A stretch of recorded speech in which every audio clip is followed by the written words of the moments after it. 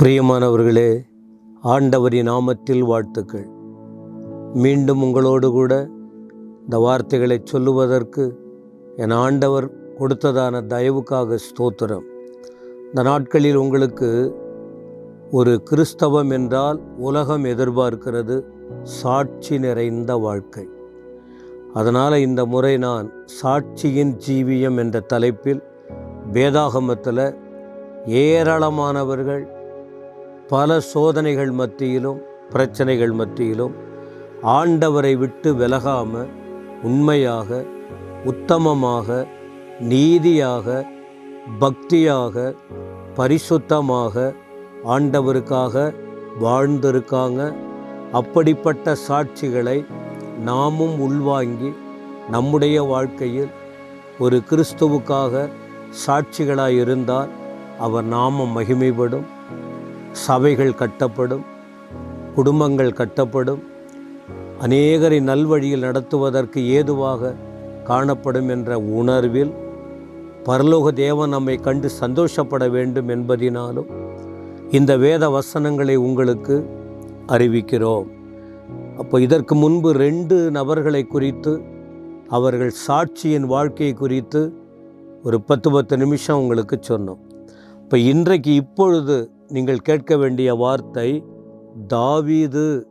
அவர் வாழ்க்கையை குறித்து நாம் பார்க்க போகிறோம்.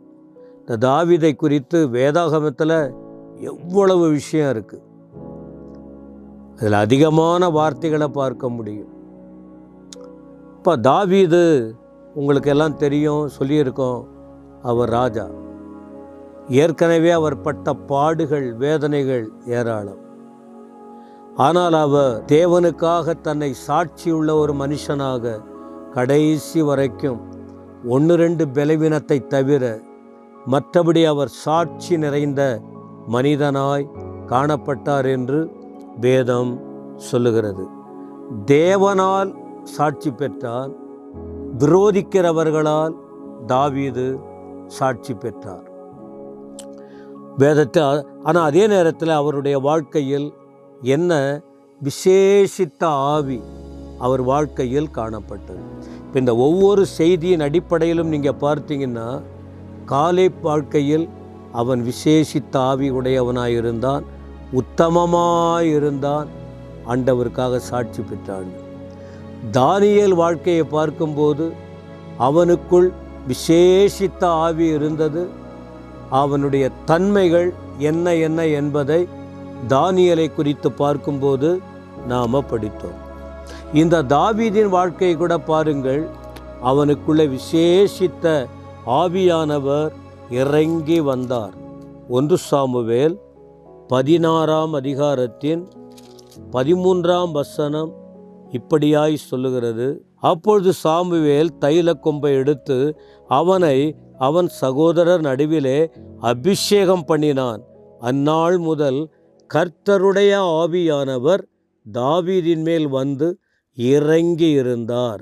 சாமுவேல் எழுந்து ராமாவுக்கு போய்விட்டான் என்று பார்க்கிறோம்.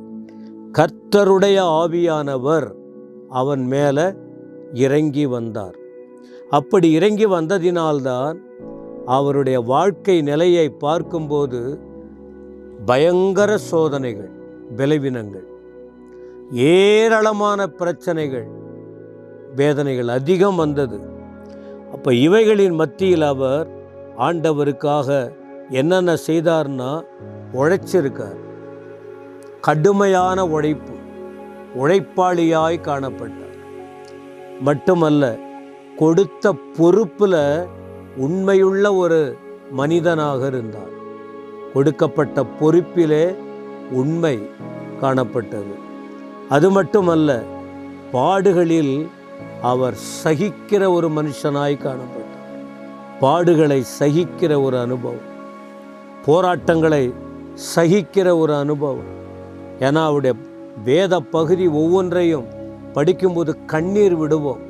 ஆனால் அவ்வளவு விஷயங்களை நமக்காக வேதத்தில் அவர் பாடியிருக்கிறார், எழுதி வைத்திருக்கிறார். குறிப்பாக 1 சாமுவேல் 13ஆம் அதிகாரம் 13ஆம் வசனம் சாமுவேல் சவுலை பார்த்து, புத்தியீனமாய் செய்தீர். உம்முடைய தேவனாகிய கர்த்தர் உமக்கு விதித்த கட்டளையை கைக்கொள்ளாமற் போனீர். மற்றபடி கர்த்தர் இஸ்ரவேலின் மேல் உம்முடைய ராஜ்யத்தை என்றென்றைக்கும் ஸ்திரப்படுத்துவார். இப்போதோ உம்முடைய ராஜ்யபாரம் நிலை நிற்காது. கர்த்தர் தம்முடைய இருதயத்திற்கு ஏற்ற ஒரு மனுஷனை தமக்கு தேடி, அவனை கர்த்தர் தம்முடைய ஜனங்கள் மேல் தலைவனாக இருக்க கட்டளையிட்டார்.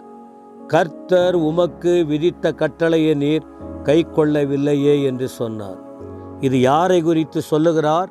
தாவீதை குறித்து சொல்லுகிறார். தேவனால் சாட்சி.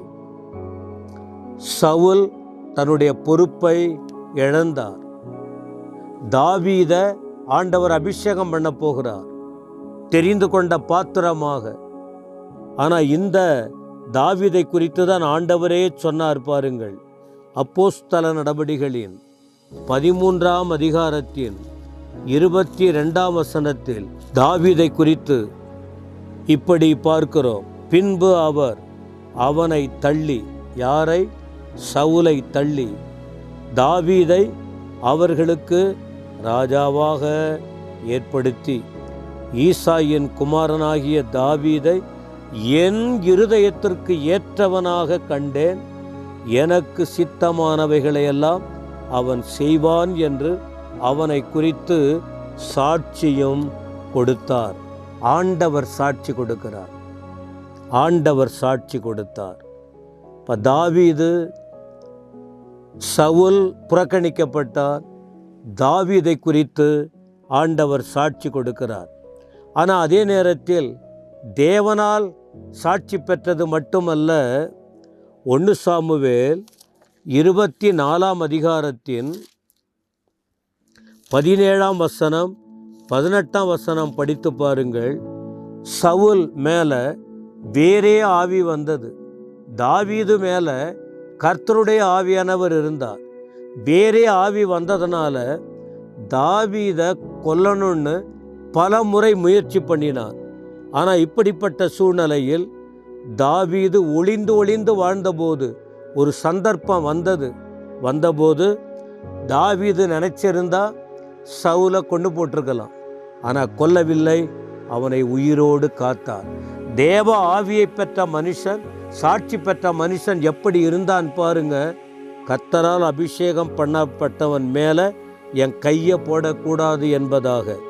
ஆனால் இந்த வாய்ப்பு வந்தபோது சவுல் இதை கேள்விப்பட்ட போது அவன் என்ன சொல்லுகிறான் பாருங்கள். அந்த வசனத்தில், தாவீதே, இது உன்னுடைய சத்தம் அல்லவா என்று அழுது தாவீதை பார்த்து, நீ என்னை பார்க்கிலும் நீதிமான், நீ எனக்கு நன்மை செய்தாய், நானோ உனக்கு தீமை செய்தேன், நீ எனக்கு நன்மை செய்ததை இன்று விளங்க பண்ணினாய். என்ன ஆண்டவர் உன் கையில் ஒப்பு கொடுத்து கூட என்னை உயிரோட வச்சியே, நீ ஒரு நீதிமான் என்று சாட்சி சொன்னதை பார்க்கிறோம்.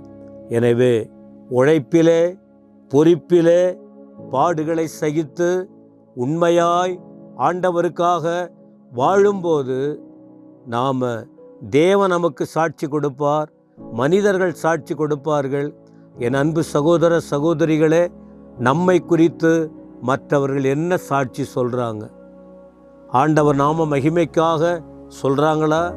சிந்தித்து பாருங்க. இப்படிப்பட்ட வசனங்களை கேட்டு உணர்வடைங்க. ஆண்டவர் வரப்போகிறார். நீங்கள் கைவிடப்பட்டுறக்கூடாது. கர்த்தருடைய வார்த்தை எதற்கு? நாம் இந்த வசனங்களை கேட்டு அறிந்து ஆண்டவருக்காக வாழ வேண்டும். சாட்சியாயிருங்கள். ஆண்டவர் உங்களுக்கு வேண்டிய ஆசீர்வாதங்களை தந்து நடத்துவாராக. ஆமென், ஆமென்.